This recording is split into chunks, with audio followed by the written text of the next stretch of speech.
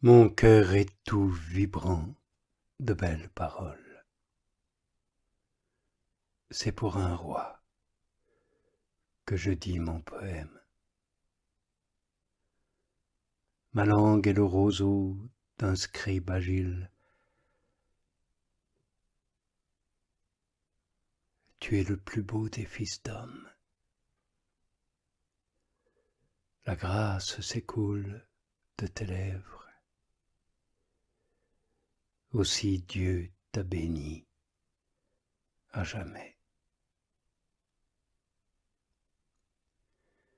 Héros vaillant, saint ton glaive à la hanche, ta majesté et ta splendeur.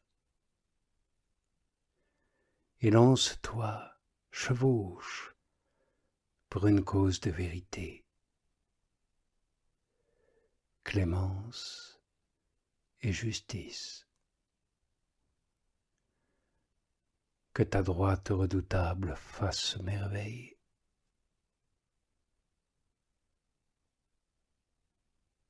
Tes flèches sont aiguës.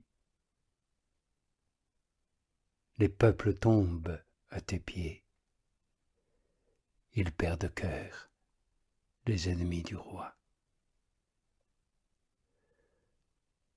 Ton trône, ô Dieu, est éternel. Ton sceptre royal est un sceptre de droiture. Tu aimes la justice. Tu détestes le mal. C'est pourquoi Dieu, ton Dieu, t'a oint d'une huile d'allégresse, de préférence à tes compagnons. Oui, le Seigneur est roi, vêtu de majesté. Oui, le Seigneur en est vêtu, et la force le ceint. Par lui, l'univers est établi. Il ne chancelle pas. Ton trône est campé depuis les origines. Tu es de toute éternité. Les fleuves s'élèvent, Seigneur, ils élèvent la voix, ils élèvent leur fracas, mais plus que la voix des grandes eaux, plus que la vague des océans, magnifique est le Seigneur au plus haut des cieux. Ton témoignage est immuable. La sainteté est l'apanage de ta maison, Seigneur, au-delà de tous les siècles.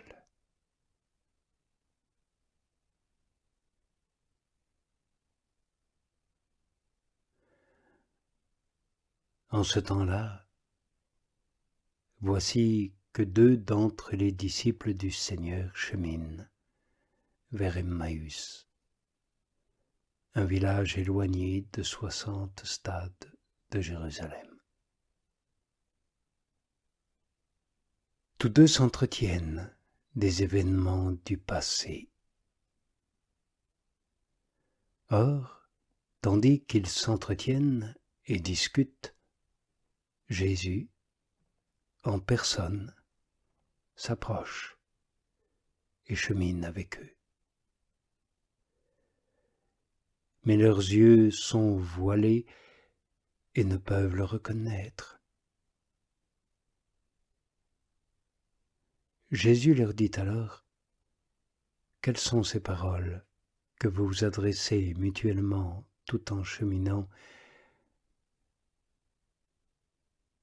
Et tous deux s'arrêtent, le visage sombre.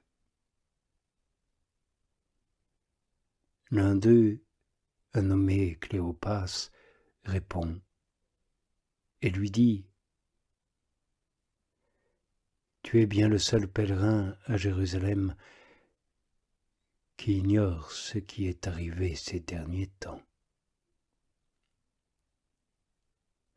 Jésus leur dit, « Et quoi donc ?» Et eux de répondre, « Ce qui concerne Jésus, le Nazarénien. Il s'est montré prophète, un homme puissant en actes et en paroles, et cela devant Dieu, comme devant les hommes. Et voilà que nos grands prêtres et nos chefs l'ont livré pour être condamné à mort, et ils l'ont mis en croix.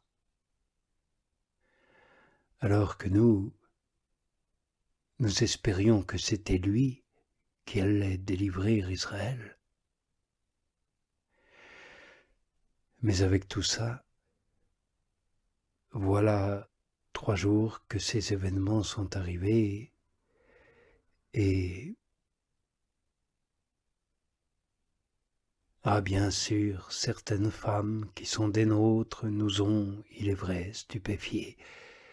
Elles sont allées au sépulcre de grand matin et n'auraient pas trouvé son corps. Elles sont même venues dire qu'elles auraient vu une vision d'ange qui le disent vivant. Quelques-uns des nôtres sont allés au sépulcre et ils ont effectivement trouvé les choses tout comme les femmes l'avaient dit, mais lui, ils ne l'ont pas vu.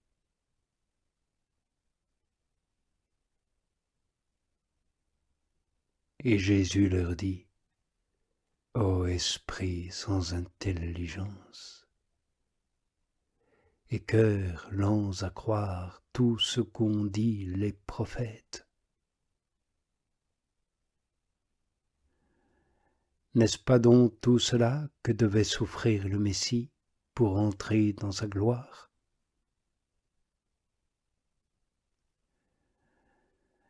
Alors, partant de Moïse et de tous les prophètes, il leur interprète dans toutes les Écritures ce qui le concerne.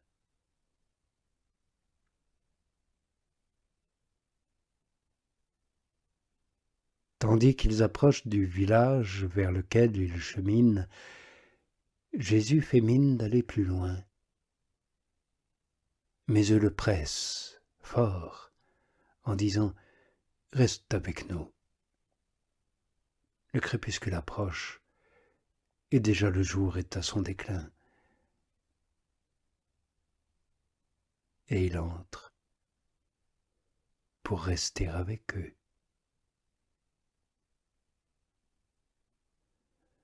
Or, alors qu'il s'attable auprès d'eux, il prend le pain. Il bénit, et après avoir partagé, il le remet. Et leurs yeux s'ouvrent, et ils le reconnaissent, et dès lors, il ne leur devient plus visible. Et eux de se dire l'un à l'autre, « Notre cœur n'était-il pas brûlant au-dedans de nous quand il nous parlait en chemin et qu'il dévoilait pour nous les Écritures ?» À cette heure même, ils se lèvent, ils retournent à Jérusalem et trouvent réunis les 11 et d'autres compagnons qui disent « Le Seigneur s'est réellement réveillé, il a été vu par Simon. » Et eux aussi de raconter ce qui leur est arrivé sur le chemin et comment ils le connurent à la fraction du pain.